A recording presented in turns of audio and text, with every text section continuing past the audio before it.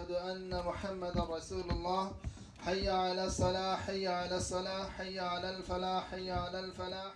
On the campaign trail and through the election cycle has been much conversation about the threat posed by Muslims, about the need to ban Muslims, about not having Muslims on cabinet.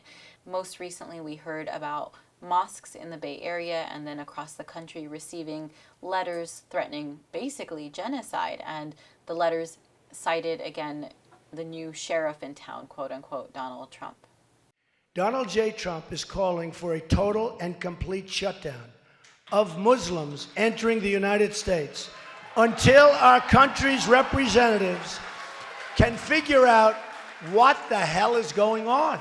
I read in the local press and then in the national press about the Evergreen Islamic Center receiving hate mail over the Thanksgiving weekend. I was horrified to hear they had received a letter with such hatred and animosity and vile. But it's just part and parcel of what's going on all over the country, and we have to stand against it.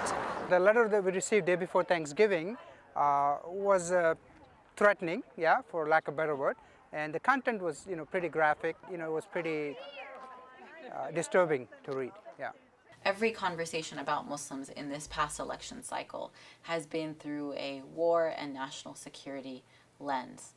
And the trickle-down effect of that is people who might have been hateful in the privacy of their own homes are now feeling comfortable committing hate crimes, targeting individuals who are Muslim or mistaken for Muslim, and sometimes even citing our now President-elect Donald Trump in these actions.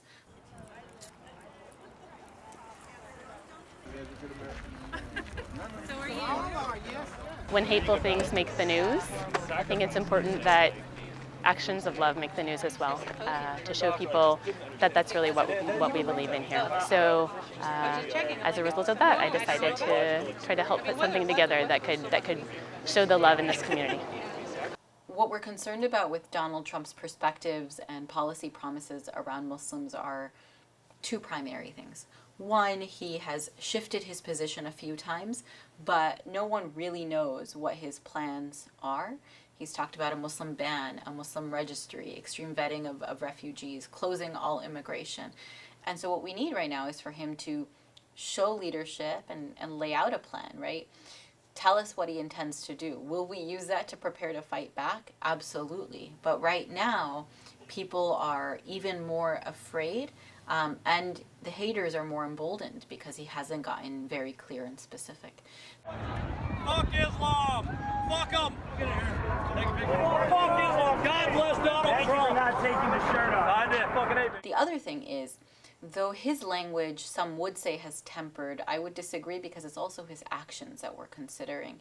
He has surrounded himself with potential cabinet appointees who have long track records of racism, misogyny, Islamophobia, anti-immigrant sentiment, and again, the list goes on. These are people that groups like CARE, but also the Southern Poverty Law Center and others have raised concerns about. And so what he's saying or not saying is one thing, but who he's surrounding himself with is another concern.